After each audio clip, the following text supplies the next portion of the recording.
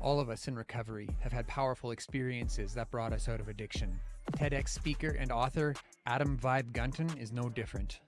From near death experiences to friends committing suicide to encounters with Jesus in a diner, Adam has a powerful message packed full of insights that Donna and I really enjoyed. But before we get into that, what's up? My name's Dan, podcaster, keynote speaker, and advocate, and this is Hard Knocks Talks, your addictions podcast. If you're interested in fostering productive conversations about substance use in your community, organization, or event, reach out to me at daniel@hardknockstalks.com to learn more about our public speaking and live onstage podcast productions. With that, let's get into our conversation with Adam Vibe Gunton. This is Hard Knocks Talks. What's up, Adam? How are you? What is up, Dan? How are you? I'm great.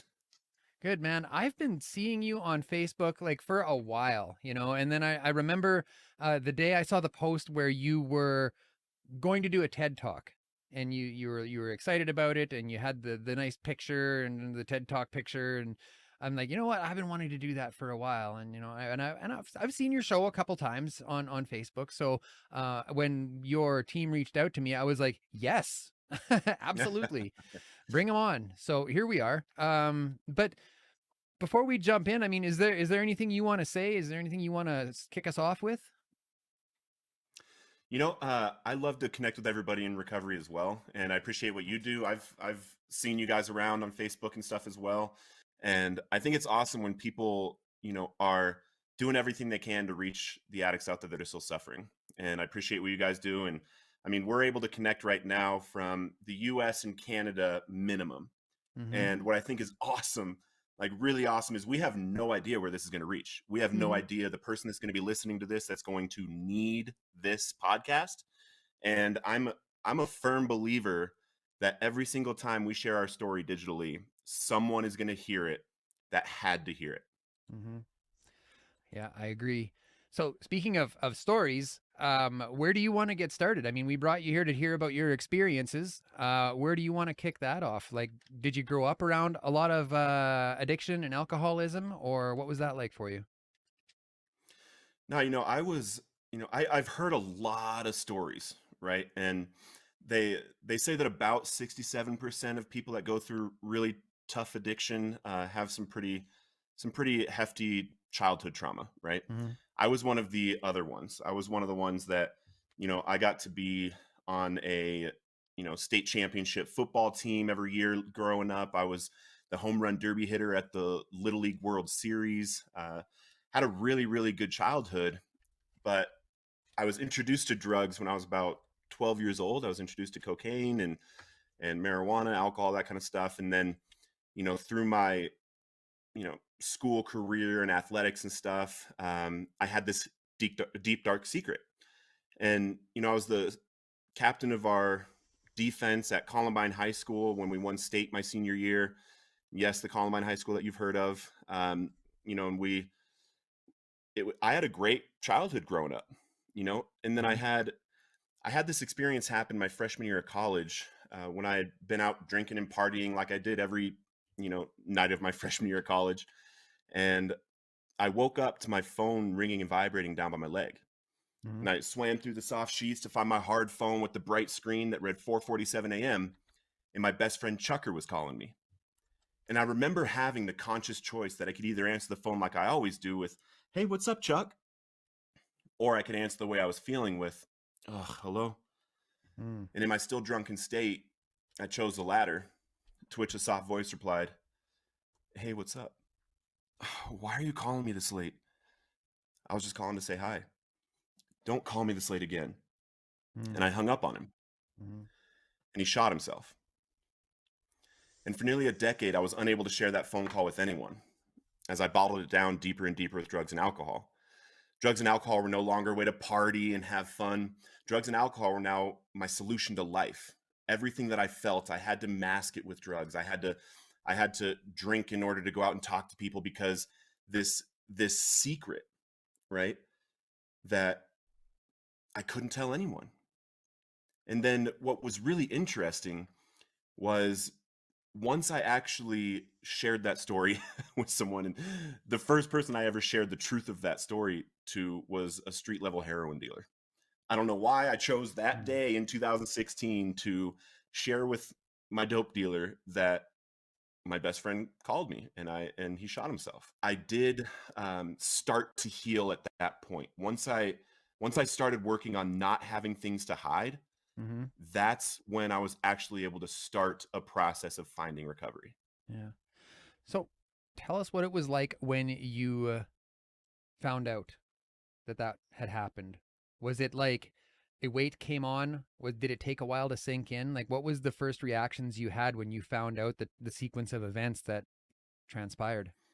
It was the next morning. I was at my aunt's house actually because we were having a family party. I've got this big Italian family, and we were over there. I don't remember I think it was birthdays or whatever, and I got the call from another friend that he had killed himself, and I didn't remember at that moment, and it crushed me. I remember because I remember exactly where I was when I got the call, and I fell back on the ground and was laying there, and I started crying, and then it wasn't for another week or week and a half that I found out because there was another friend of ours that was there when it happened, Hmm. and he told me the story. So Chuck Mm-hmm. actually did it in front of somebody else. And then for the next 8 years, 8 or 9 years, I actually told the story from his perspective instead of my own. I disassociated from the whole thing and started acting as if I was that friend Hmm. that he shot himself in front of. Um, So where did the fallout from that event take you?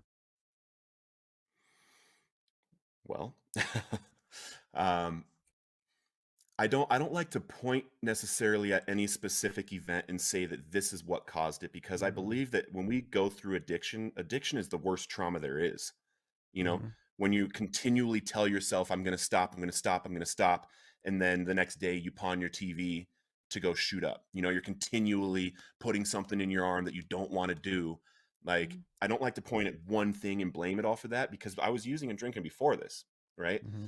But I definitely I had to find something, and shortly thereafter is when I found opiates, OxyContin. That was the Mm-hmm. one that really numbed everything for me. Yeah. I was prescribed 250 milligrams of OxyContin a day when I was about 20 years old, and you know, then when the OxyContin runs out, you start going to heroin. I'm 220 pounds right now, and I don't really go through a whole bunch of war stories. I don't think they do uh, a lot of good for a lot of people unless they're really connected to the hope. But Yeah. I can tell you, I'm about 220 pounds right now, about 13% body fat, and I was 148 pounds at the end. Homeless, Mm-hmm. 86 from a homeless shelter, so I was super homeless, and I was Doesn't get unable any to more stop. homeless than that. Yeah, So right. what did it then? What brought you into recovery? Um, a lot, bro. And I think that's the key, is that a lot of people are looking for that one experience that's going to change their life forever, right? And I had a real intense experience that changed my life forever, but I haven't been able to rest on that experience. Mm-hmm. Um, at the end, in the last like couple weeks of my addiction, I remember I was uh, I was driving at like 4:15 in the morning in this car that this girl let me borrow, and it wasn't stolen, but I did have to start it with a screwdriver. Um, and I came up this hill to this red light, and the car died. And then I look over to my left, and there's a cop. It's just me and this cop, and I look in my rear view, and there's no one there. And I like open the door because I was gonna push it or something by myself. Like, I definitely didn't want this cop to, say anything, because I'm on probation. My car's full of dope, you know. And then when I open the door, the screwdriver falls out on the ground between me and this cop. And then I literally, bro, I just sit back and I'm like, all right. And I gave it up to God. I was like, take me to jail, you know, if Mm-hmm. that's the only way I'm going to be able to stop. And then right when I actually had that thought, I heard somebody whistle behind me, and I look in my rear view, and out of nowhere, bro, someone was behind me, ready to push the car, and the cop just took off. A couple weeks later, I did my Hang on now. Unpack that yep. for a minute. Now, there's a few things that came up there that I want to talk about. So let's just pause there and let me. So you talked to God in that moment. Were you a religious person? Like, did you grow up around religion, or was this like a foxhole prayer? I didn't necessarily grow up around religion, but I met Jesus really early. I didn't go to church with family or anything like that. I would, I would walk to church myself in my childhood sometimes, and I just knew God was there since I was real little, bro. I don't know Mm-hmm. why, but I never stopped talking to God. Never stopped believing in God. Uh, it was just I don't know how to explain it, bro. There was some kind of disconnect about giving it all to Him and also knowing that He was there, Mm-hmm. because there was times in my addiction when I would like why aren't you taking this from me, like why won't you help me, Yeah. and later on in the story I found out why. Because there were some things I had to learn. Yeah. Yeah. So the cop got out and looked at you, like, and then there was a person behind you that was gonna push you, and then the cop got in the car and drove away. Like, just The cop never got out. He I promise you it was just me and the cop on that road yeah. when I came up to the light, and like I sat back because I figure like my car's dead. Like obviously the cop is going to see me not move and he's going to come back around or whatever. Yeah. And then dude, I heard this person just whistle at me and say, "Hey, you want me to push you?" It's like, "Yeah, Uh thank huh. you." And he just pushes me into this little parking lot and everything was cool. So okay, so you didn't get arrested. So but that was it. That was it for you. That was the day that you made the decision to live a better way. Not quite. No, that's what I was trying to say is like there's a lead up to what actually happens. And for most people, I don't know if you had the same experience, Mm-hmm. but I was trying to quit for a long time, bro. Mm. I was Yeah. trying to get clean for a long time and unable to stop. I Mm. hated my life. I didn't want to be there, Mm-hmm. and here I am stuck in addiction, stuck being alive, and I'm trying to stop, but I can't. But Mm-hmm. and I keep I don't want to say blaming God, but Mm-hmm. like asking him why. Why aren't you taking this Mhm. from me? And it got to a point where I was sitting in a car, in that same car, and I had been going to 12-step meetings every single day. I was going to church every Saturday and Sunday. I was going to a Bible study every single Tuesday. And on November 6th, 2017, um, it was a Tuesday, and or November 7th was a Tuesday. I had used on Monday, and I was getting ready to go to the Bible study, and I had this realization that I have literally tried everything. I have Mm-hmm. tried everything there is for me to stop, and I can't. I can't keep going on. And I sat back in the driver's seat and I told God, I audibly said, I was like, I can't do this. I'm not doing this. I'm not going to church anymore. I'm not going to meetings anymore. Please, God, just let me die. Please just let me die. And I remember how honest I was when I was asking him that, because I didn't want to do this anymore. I didn't want to live. I didn't want to be addicted. I didn't want Mm-hmm. any of this anymore. And when I said that so honestly, I heard a whisper, not like audibly from out here, but it was like a whisper that was right in my heart. And it said, "It's time, go." And you would think, that you would get excited and energetic about God saying it's time, but I got angry at first, Mm-hmm. because what's different about this time? What's different about this time than all the times that I've dumped all my dope in the toilet saying I'm never going to use again, and then I wake up and I pawn my TV to go get dope? What's different about this time? So I'm screaming at God in this car, hitting the steering wheel. I'm crying like please just let me die. Please just let me die. And I'm hitting the ceiling and everything, and this is going on for a couple minutes, and then when I start to calm down and I'm breathing hard and I'm crying, and then that same voice just repeats the exact same thing and said, "It's time, go." I go to the Bible study. I walk in. And you have to imagine 148 pounds, swimming in a medium shirt, haven't showered in a week. I'm sick Mm-hmm. as heck. And I'm like 12 minutes late. And I bust these doors open to this Bible study. They're in the middle of prayer. And I just interrupt their prayer and drop down on my knees and throw my hands up. I'm like, guys, please help me. I can't stop. Please help me. Please help me. And my best friend, Brendan, who was leader of that Bible study, and he would pick me up and take me to coffee or breakfast or lunch. He'd pick me up from the homeless shelter, the streets, whatever. He's doing well. Um, and he comes over and he like pats me on the back. He's like, hey, bro, let's just get through Bible study. He goes over, we sit down, and we get through Bible study, bro. And then that was where that day I did step 1, 2, and 3, like Whoa. instantly. I finally figured out that I am 100% powerless over this thing. My life is completely unmanageable. There's nothing I can do within my human power. And now I believe that God's actually about to do this. So then Mhm. at this Bible study, I do a third step that's sort of, just giving it all up to him, right? And then 5 days later, Brendan comes and picks me up, takes me to IHOP, International House Pancakes. And I'm sitting there, I'm eating French toast, and I'm talking to Brendan. I'm all excited because I have 5 days, and it's like, it's a miracle to even have 5 days at the time. It's 5 miracles. And right, right. And then I get a text message on my phone. I open it up. I just have this little flip phone, and it's from my dope dealer. Mm. He's like, hey, bro, I just got some new stuff. It's fire. I'll give you a free 20 to try out. And right when I read it, I felt something go in through the top of my head, all the way through my body. My toes were tingling. My fingers were tingling. And then I lost my peripheral vision, and all I could see was my phone. Mhm. And then my thumbs just started texting back. And it was in like King James. It was like, ye shall not text me again. Thou hast texted me for the last time. It was going crazy. And then at the end of the text, I feel that thing leave me. I was like, what the heck? And I'm like looking at my phone, read it. I was like, dude, that was not me. I showed it to Brandon. I was like, dude, that was not me. He was like, okay. And I push send, I close it, and I'm putting it in my pocket, dude. And I'm looking down in my pocket. I'm like, dude, I don't know what that was. And I look back up, and Jesus is sitting across from me. Wow. The entire restaurant had completely disappeared. All I could see was his face. There was a glow coming from behind him, a smile.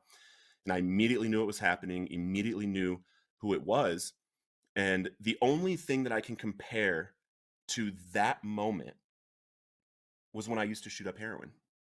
Hmm. It was like all the negative feelings, all the negative self-talk, all the hatred of self, all those things that you have, it all just went away. Hmm. But the difference in this moment was that as fast as all those went away, I got immediately flooded with an overwhelming sense of peace, of value, of purpose, of identity. And I felt like I was going to be okay for the first time in a real long time. And I fell with my face to the table, my hand up. I said, thank you, God. Thank you, God. Thank you, God. And I came back up and he was gone. And Brendan was there. I was like, oh my gosh. like, okay, I know who God is now. There's no question for me who my higher power is, right? Yeah. And here's the thing, like I 100% believe that God has the power to, miraculously take somebody from withdrawals and cravings and, heal you right away, right? That didn't happen for me, bro. I Yeah. was shaking in withdrawal, like Mhm. sick for weeks. And the only time that I would get any kind of relief was when I would sit down with my sponsor, who he came and got me from the sober living house every single morning at 6:30 a.m. We went and read this book, That the very book. Alcoholics Anonymous Big Book. Yeah, this very book. Yep. Mhm. You can, it's falling apart. It's warped from when I spilt a tall boy on it. Because back in 2016, I was smoking crack and drinking a tall boy and reading it, and I burnt my finger and spilt it on the. Hang on a second. Yeah. So Mhm. you've said some things now that make me think that you have had experience in the program, like before you got sober, like you were going to meetings and you were. I mean, you just said you're smoking crack and reading the big book. So there were definitely attempts made before you found this way, right? Yes. Hmm. I'm not, I don't say that I'm specifically a member of any fellowship because I don't attribute my recovery to a fellowship. Okay. because I was, you know how people say they were in and out? Yeah. You know, I was in for 7 years, bro. I couldn't Uh-huh. get 30 days together. Couldn't get 30 days. In those first 30 days, the only time that I would get any relief is when I was sitting with my sponsor, or I was sitting there and actually working and writing out my fourth step. The only relief I got from the withdrawals. I did my fifth step on day 25. On day 26, my sponsor came and picked me up in his 1983 Mailman Jeep. And we were driving to the movie theater he managed to go do work. And for the first time since I was 12 years old, I had no desire to drink or use. And it hasn't returned. So got some comments. Wellness News, Choice for Healthy Living, is a local resource that works to connect people to health and wellness-related products, services, and expert advice from industry professionals, locally allowing us to connect and engage. Check out wellnessnews.ca or skwellnesshub.ca today to learn more. If you'd like to see our content uncensored, we are now offering channel memberships. There is a lot of things we can't show you without getting restricted, so if you want the full conversation, or to check out our merch, or if you want to show us some love and buy us a coffee, all of those links are in the show notes below. Tommy LaPlante, thanks for your comment. Says, lol, God talked through you like the talking donkey in the Bible. He talked through me once and told me he already healed me of meth. I was sketched. It was an anointing. I still had cravings too. Yeah. And that's kind of what I was saying is, like, if you're struggling right now, it's not about one of those one experiences. And that's why I try to make it clear, like, because not everybody has an experience where they meet Jesus, across from them. in a diner. It happens more than you would think. It's not like some rare occurrence, but I don't want people to think that they need that to get in recovery. Yeah. The only relief I got was through the 12 steps, not from going to meetings, but from sitting down with somebody with this book and doing what it said. Yeah. It wasn't about a fellowship. It wasn't about meetings. It was about that man. And you know how, like, people say, like, find a sponsor who, you want to be like, and that you have you heard that? Like, I find have. someone I've that has also what you heard want. people say find the person that pisses you off most in the room and make him your sponsor. That's what I heard. That was misguided. Let me tell you. Right. Well, the man who ended up sponsoring, and I had been sponsored by, like, I was sponsored by a celebrity that you would know. Can't say who it is, but Wow. couldn't get me sober. I was sponsored by multiple people that were Mr. King fellowship, Yeah. But the thing is that I was putting it on them. You can't put it on anybody to get you sober. The man who got me through the work had never used a drug in his life, had only drank. He was coming up on 2 years sober when he sponsored me, had never sponsored anybody before, and he was a gay man. Here's this person that I basically don't have anything in common with except for the disease. It's not about finding the sponsor that has the nicest truck or the hottest wife or the most, the things of the world that you want to get. That is the worst thing to look for in a sponsor, because you want them to have the time for you, because your life depends on doing the work. And these fellowships that are saying, we meet, once a week and we do a step a month, for someone like me, I'm dying. Yeah. I'm dying. That's going to kill me. It doesn't work. I'm sorry to interrupt, but that is such a valid and integral point that you just made, that you need to ensure that the person has time. I don't think people, when they go out looking for a sponsor, really take that into consideration. So I'm really glad that you articulated that. And on top of that, to me, I mean, those meetings, like a meeting where we do a step a month, I mean, I can see that being good for someone who's got some footing, who's got a foundation somewhat built, that they can build this, you know what I mean? So, like, I really resonate with that, because I don't know if you're like me, but, like, I'm all or nothing. Like, if I'm doing something, I'm all the way doing it. Donna hates it sometimes. I get on this mission, like, and it works good sometimes, because, like, today we're moving, I got a pile of work done. But yeah, if someone said, okay, we're only going to do one step a month, like, I don't know if I would have been able to align with that.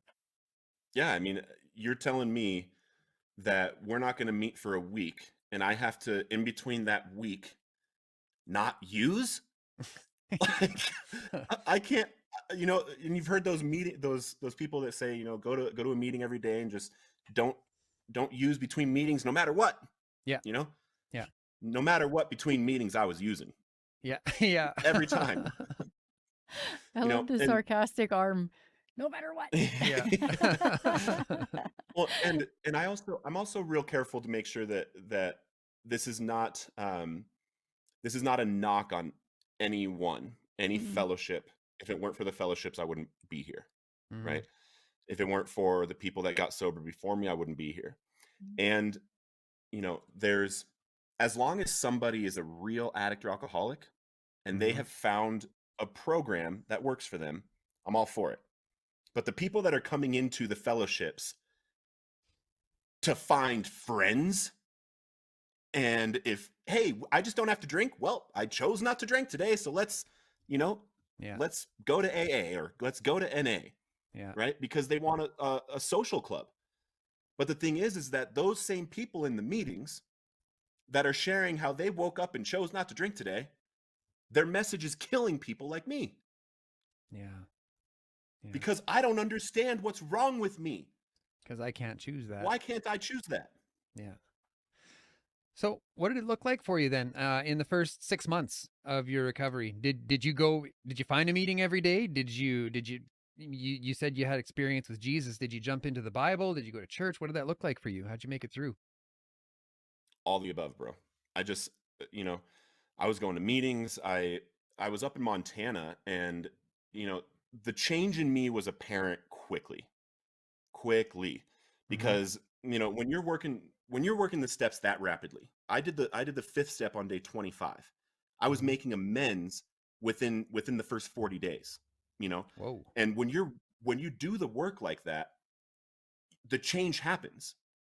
I legitimately had no desire to drink or use on day 26.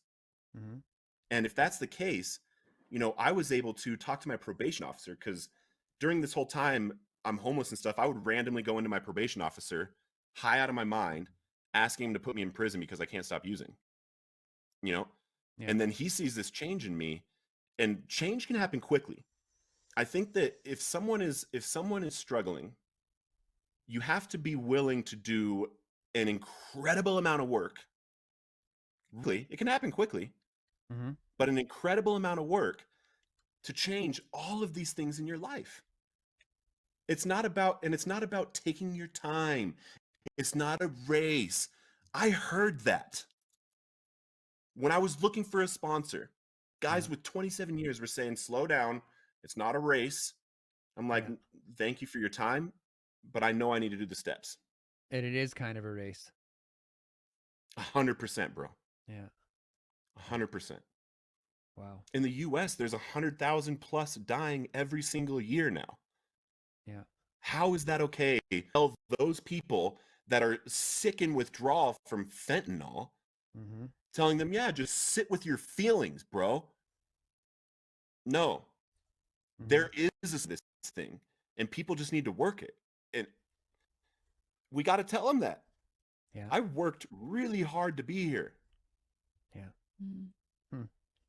So you made this big change, and in 40 days you're seeing results, or at least the people around you are seeing results. When did the rubber really start to hit the road for you? Do you remember when that, like, was it a moment? And I know we all have moments, and we all have new awakenings, and we all have new veils dropping as we grow in our recovery and coping with the human condition. But tell us the first time that you were able to actually take a breath and know that it's going to be okay. Was there a circumstance around that? Did you get through your step 4? Did you make a powerful amend? Like, tell us about some of the times that were really pinnacle for you.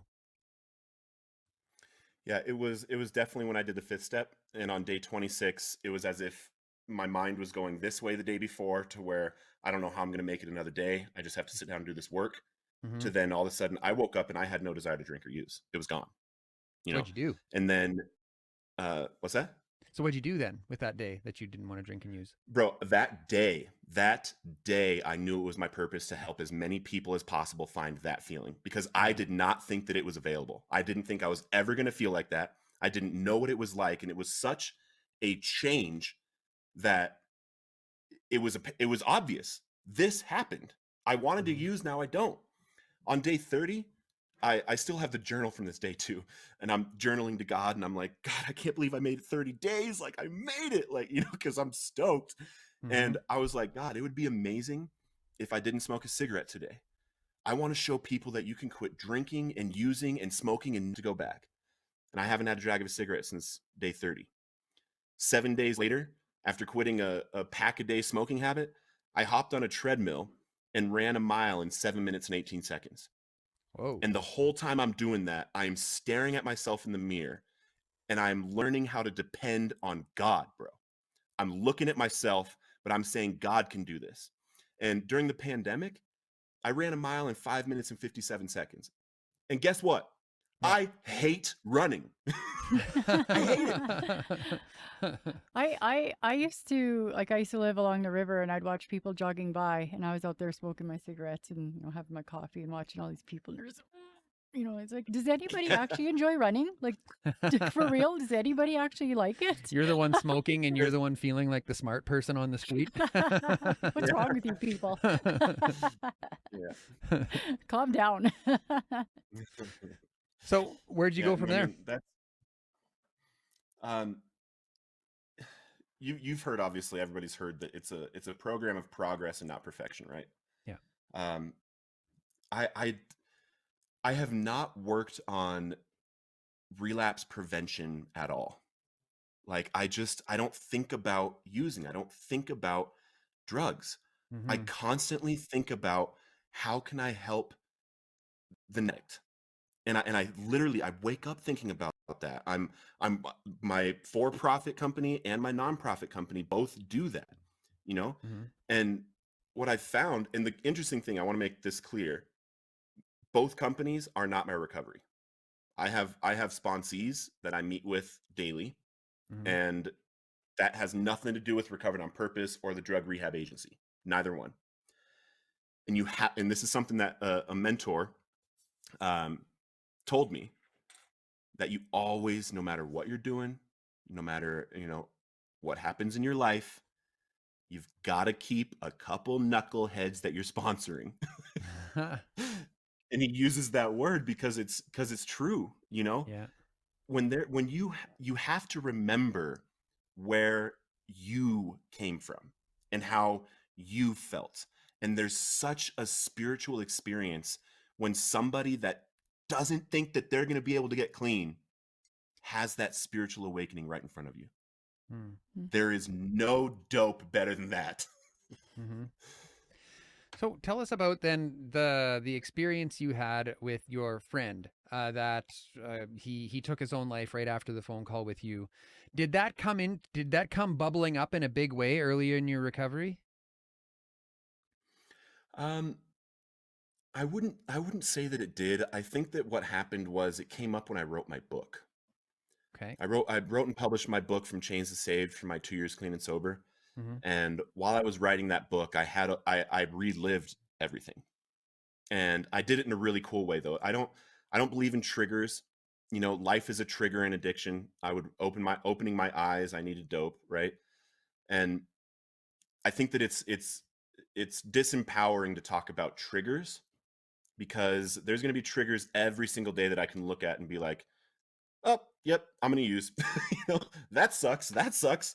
But in reality, it's life. Nothing has that power over me anymore. And with the story with Chuck, there's some really interesting things that happened. Exactly 11 years later, on September 28th of 2019, is when I heard that same voice whisper in my heart, if you publish your book for your 2 years clean and sober, you're going to inspire so many others to do the same. And I was like, my 2 years, that's in 5 weeks. So I go home, and at the time I have 23 employees, and I had to let the managers know, like, hey guys, I got to take a couple weeks. You know, I'm writing a book and I need your help. Okay. And then I sat down, bro. And for the first couple days, I knew I wasn't going to be able to just like sit down and write a book and like it's just going to come out right. So you see this whiteboard behind me. Mm-hmm. I had whiteboards around me and I dumped out everything on a whiteboard from my life, every single story I could think of in 5 words or less.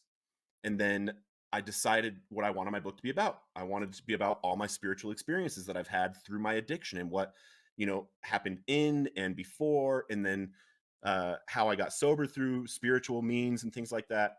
And then I took all those and I put them over on this whiteboard. And then I mapped them together chronologically. And then I made a checklist. And then I just wrote every single one down. What I didn't realize is that that process was going to become the way that I coach people in recovery to write and publish books.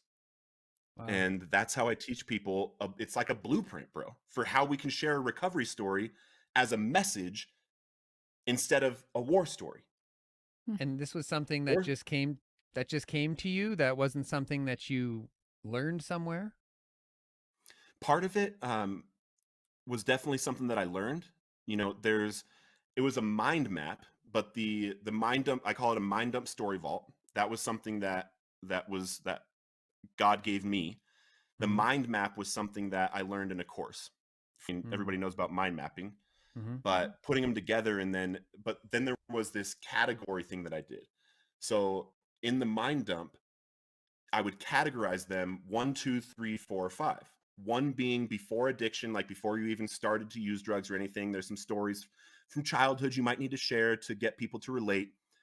2 is the start, like where you started using, you're having fun, you're partying, that kind of stuff. And then 3 is the bad addiction, right? The times, the war stories. Those are important to tell in your story because only addicts understand the real war stories, right? Mm-hmm.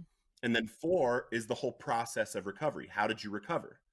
And then 5 is after, like the life in recovery, the way that things are going now, the life you have now, like what is going to inspire somebody to actually want to find recovery. And the point of telling our stories, and you know, the 12 steps is what saved my life, right? Yeah. Jesus and the 12 steps. There's people getting in recovery with a whole bunch of other means, right? Yeah. Not everybody has the same faith I have. There's people using Suboxone for a couple years, and I'm 100% pro anything that is saving lives, right? And all of these stories are important for somebody. If you're in recovery, there is somebody out there right now who has to hear your story to recover. Beautiful. Mm-hmm. Speaking of war stories, I nearly forgot. We have a video here. Before we get too far away from it, tell us a little bit about this video tell us what led up to this video before we play it. So that is November 6th of 2015, exactly 2 years before I got sober. I was in Montana. I was knocking doors working, and I went over to my then girlfriend's house, and I was kind of hiding that I was still using from her. And I left. I said, I'm going to go back to the hotel, go to bed. And I went around the corner and I shot up. And the next thing I knew was this video. Here we go.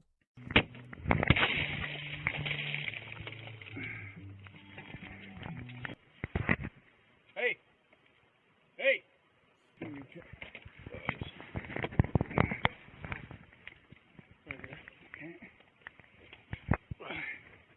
Hey! Hey!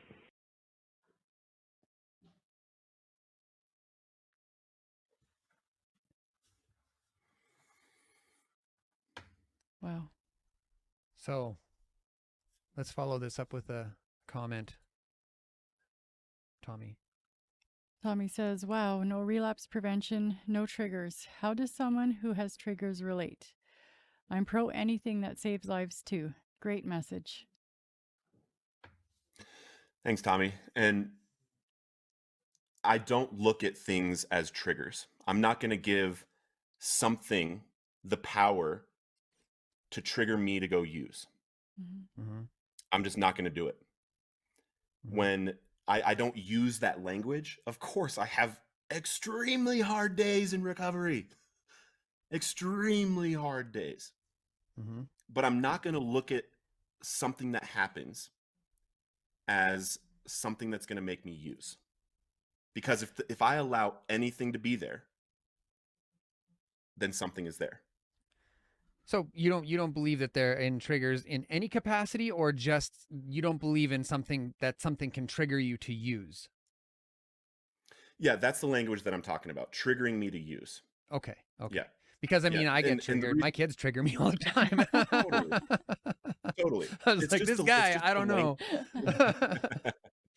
Yeah, it's just the language for me, because sobriety is about, getting to a point where we can be emotionally stable. Yeah.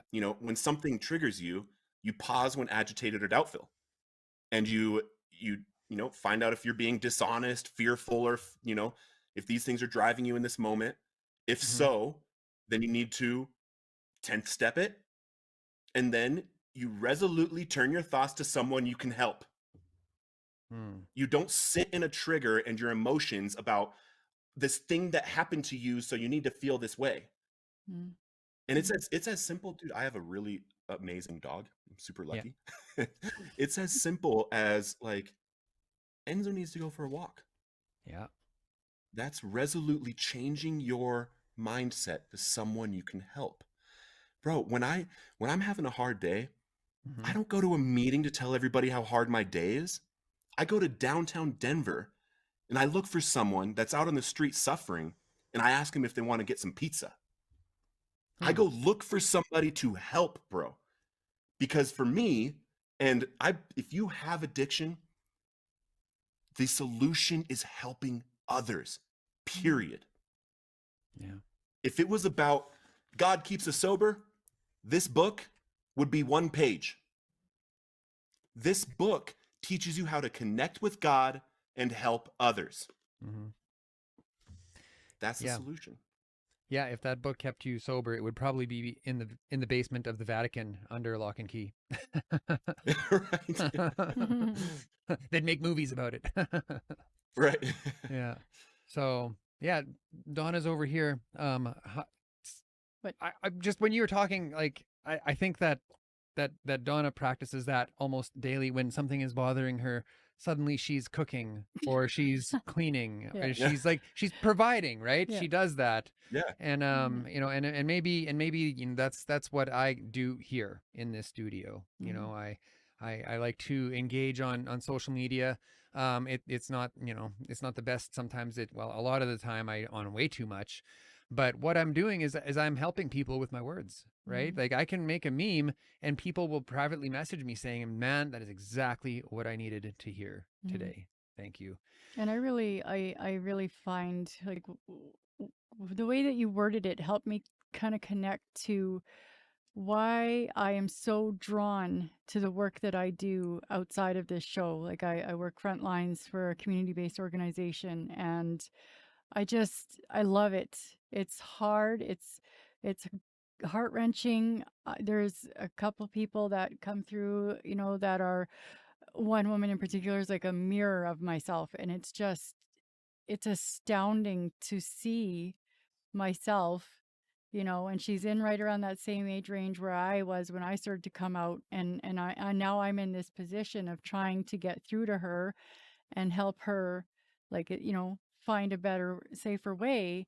But so many of her instances and experiences are just right in line with myself, and it's just it's Do they trigger you? it's triggering, absolutely, like hardcore triggering. But at the same time, there's something, I'm so grateful to have this opportunity to engage with her the way that I do. So does it, I'm going to interview Donna now. So it doesn't trigger you to use, though, right? No. No. So what does it trigger? Memories. Yeah. Yeah, and emotions. Yeah. Like, I remember feeling that way and throwing my hands up in the air and screaming and crying and praying, and why is this happening? And like, there was something you said earlier that reminded me of friend, I guess you could say, fellow addicts who had said, and this was more in relation to people who use intravenously, and it was something to the effect of,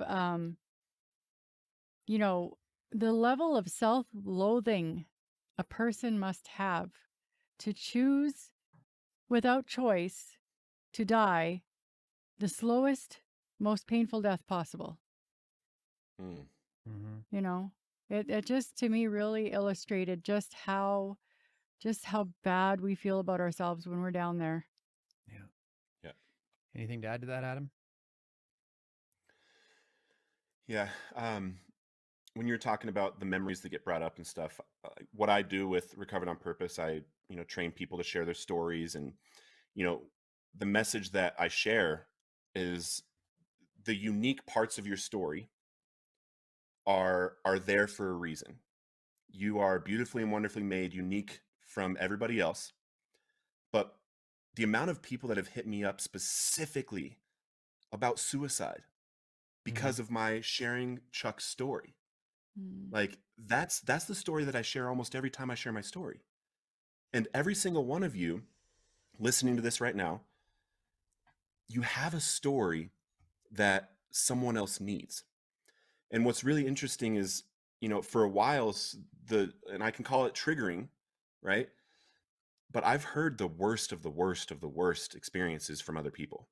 Some people Mhm. call it secondhand trauma, but people have opened up. I've been the receiver of the first time somebody shared something many, many, many times, and I had to learn how to hold that space for them and allow it to just be a thing that happened.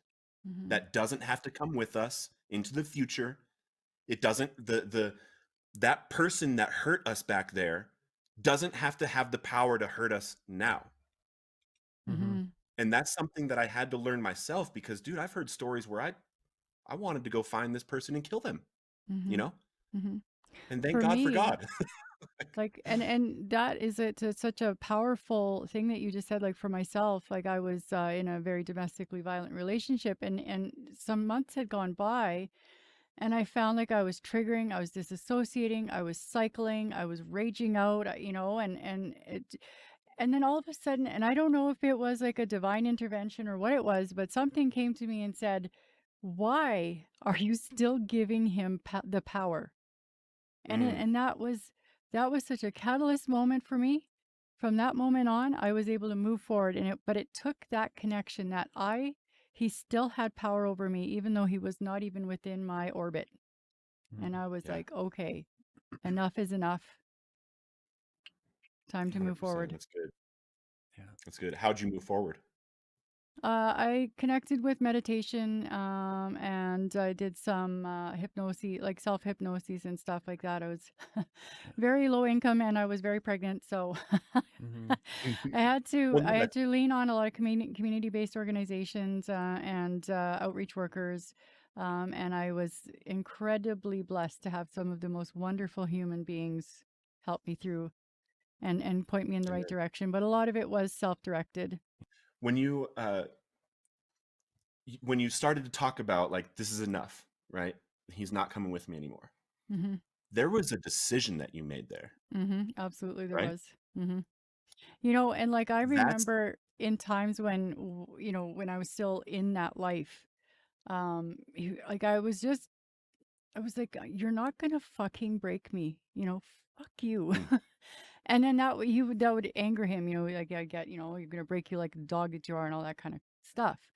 But I had this resolve that I was like, no, like, fuck you. And then here on this other side of it, when he wasn't even in my orbit, and I was letting him control me mentally, it was just this like, you were so fucking stubborn back then. Where'd that stubbornness go? It's like, mm. what happened, girl? Like, get your shit together and get up and get going. So again, you're using language with yourself that's really interesting, that I want to point out. You're saying you were letting him. You Mm-hmm. were letting him. Mm-hmm. You made a decision. You know, decision means to cut something off. It comes from, the root of incision, to cut something off, right? You're no longer letting this come with you. Mm-hmm. That's what I'm trying to show people about triggers.